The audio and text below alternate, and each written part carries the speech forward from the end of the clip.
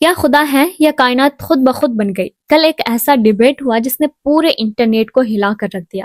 آپ نے ایک تو اس کا جواب نہیں دیا، دوسرا آپ نے گاڈ کے نہ ہونے پر کوئی ڈیفینیٹو آرگومنٹ نہیں دیا، صرف مذہب پہ بات کر رہے ہیں آپ۔ مذہب تو آج ہمارا ٹاپک ہی نہیں تھا، آج تو ہمارا ٹاپک آپ مذہب سے لے کر آئی ایس تک چلے گئے۔ بھائی ہمارا کیا تعلق ہے اس سے؟ وی کنڈیم دیم۔ اور اس کا گاڈ سے کیا تعلق ہے؟ اگر کوئی غلط کام کر رہا ہے، کسی نے کسی کو قتل کیا، کسی نے کسی کا ریپ کیا، اس کو سزا ملنی چاہیے، اور آپ کے پاس کوئی بھی rational strong foundation of morality نہیں ہے۔ آپ نے کہا کہ میجورٹی طے کرے گی سوسائٹی کی، وہ صحیح ہوگا۔ میں نے کہا ہٹلر کو پھر آپ صحیح کہیں گے؟ نہیں، پلانٹ کی سوسائٹی کی میجورٹی طے کرے گی، تو پلانٹ کی میجورٹی گاڈ کی ایگزسٹنس کو مانتی ہے، آپ کہہ رہے ہیں یہ ریلیجیس ہے۔ تو یعنی آپ کے پاس کوئی اسٹرانگ فاؤنڈیشن نہیں ہے آبجیکٹو مورالٹی کا۔ آبجیکٹو مورالٹی کا اگر کوئی فاؤنڈیشن ہے تو وہ صرف گاڈ ہے۔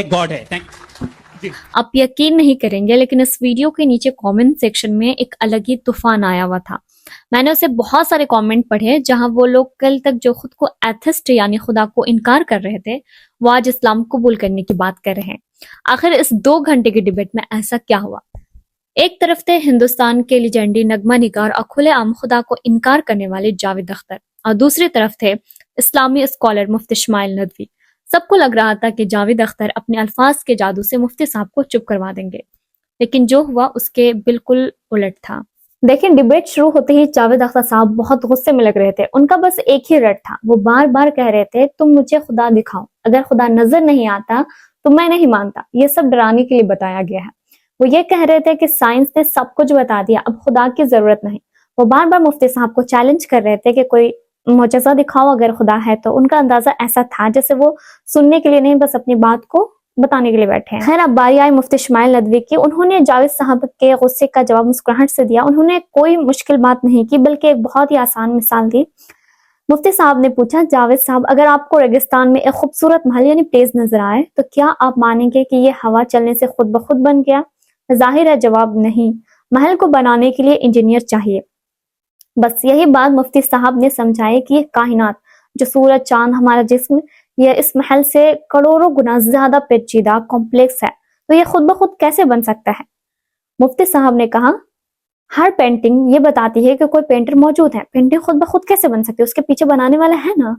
یہ وہ پوائنٹ تھا جہاں جاوید اختر صاحب کے پاس کوئی جواب نہیں تھا، وہ یہاں بالکل پھنس گئے تھے، چپ ہو گئے تھے۔ یہاں تک تو بات تھی سائنس اور عقل کی، لیکن جب جاوید اختر صاحب نے دیکھا کہ وہ کازیلیٹی اور ڈیزائن والی دلیلوں میں پھنس رہے ہیں اور ان کے پاس مفتی صاحب کے سوالوں کا کوئی سائنس جواب نہیں بچا، تو انہوں نے ایک بہت ہی پرانی اور شرارتانہ چال چلی۔ انہوں نے بحث کا رخ موڑ دیا، انہوں نے لاجک کو چھیڑا اور ایموشن یعنی جذبات کا سہارا لیا۔ یہ وہ لمحہ تھا جب ہال میں بیٹھا ہر شخص جذبات ہو گیا۔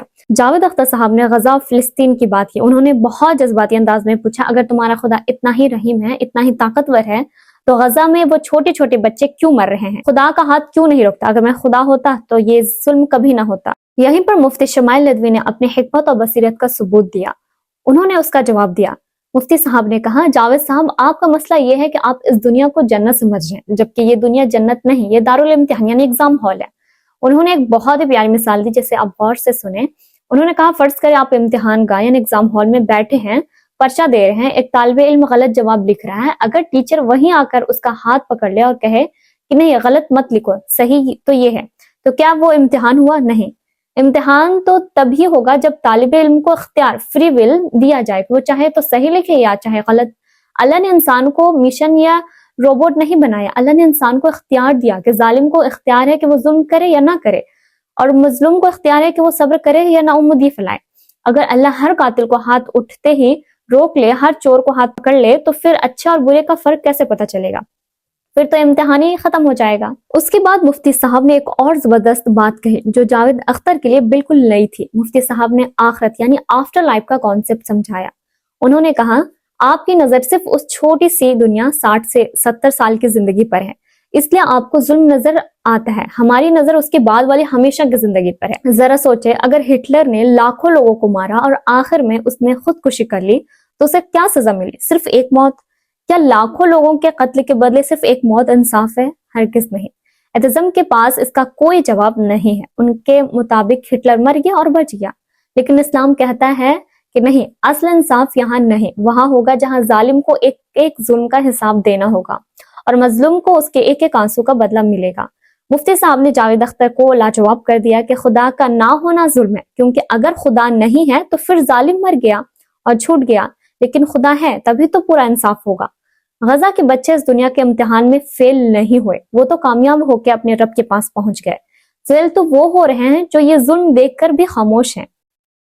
ایک موقع پر جب مفتی صاحب نے ان سے پوچھا کہ اخلاقیات یعنی morality کہاں سے آتی ہے, اگر خدا نہیں ہے تو اچھائی اور برائی کا پیمانہ کیا ہے, تو جاوید صاحب اس کا کوئی تسلی بخش جواب نہیں دے پائے. وہ کنفیوز رہ گئے اور بار بار ٹاپک بدلنے کی کوشش کی. یہی وہ لمحہ تھا جو دیکھنے والوں کو سمجھ آ گیا کہ دلیل کسی کے پاس ہے اور ضد کس کے پاس. ہار جیت کا فیصلہ ججز نے نہیں, عوام نے خود کیا. اس ویڈیو کو کامنٹس پڑھے, بہت سارے لوگ جو ایتھسٹ ہے اس نے اسلام قبول کیا, جو نن مسلم تھے اس نے اسلام کو سمجھا, اور کچھ نن مسلم تو ایسے بھی تھے, مجھے بھی نہیں سمجھ آیا کہ وہ جاوید اختر کے سائڈ کیوں تھے. وہ ڈز ناٹ گاڈ ایگزسٹ کی بات کر رہے تھے, مطلب خدا ہے ہی نہیں, تو وہ بھگوان کو بھی نہیں مانتے. لیکن جو نن مسلم تھے, کچھ نن مسلم جو ان کے سائڈ تھے, جبکہ کچھ نن مسلم جو مفتی شمائل ندوی کی باتیں سنے وہ اسلام کو سمجھنے کی کوشش کی. تو یہ بھی بہت اچھا مومنٹ تھا. لٹرلی ہزاروں لوگوں نے لکھا کہ اسلام ہی سچا دین ہے, کیونکہ یہ عقل اور فطرت کی عین مطابق ہے. یہ صرف ایک ڈیبیٹ نہیں تھی, یہ حق و باطل کا فرق تھا جو کل سب نے صاف صاف دیکھ لیا. آپ کا اس بارے میں کیا خیال ہے؟ کیا آپ نے وہ ویڈیوز دیکھی؟ کامنٹ میں اپنی رائے ضرور دیں, اور چینل کو سبسکرائب ضرور کر لینا, اور کامنٹ میں ضرور بتانا آپ کے اس کے بارے میں کیا رائے ہے ایتھسٹ لوگوں کے بارے میں. میری بات سن کیا یہ آرگیومنٹ ہی غلط ہے اگر کہ جب تک کہ کوئی ایول نہیں ہوگا تب تک کہ شریف آدمی شریف نہیں لگے گا؟ اگر ایگزامینر غلط آپشن دے رہا ہے تو ایگزامینر ایول نہیں ہو گیا, جو غلط آپشن کو سلیکٹ کر رہا ہے وہ فیل ہوگا. کریٹر نے ایول کو بنایا ہے لیکن وہ ایول نہیں ہے. اچھا سنیے میری لیٹ می کمپلیٹ سر. جی جی کریٹر نے ایول کو بنایا ہے ٹیسٹ کے لیے, وہ ایول نہیں ہے. ایول وہ ہوگا جو اسے اختیار کرے گا. چھری کو بنانے والا غلط نہیں ہوتا ہے, چھری کا غلط استعمال کرنے والا غلط ہوتا ہے.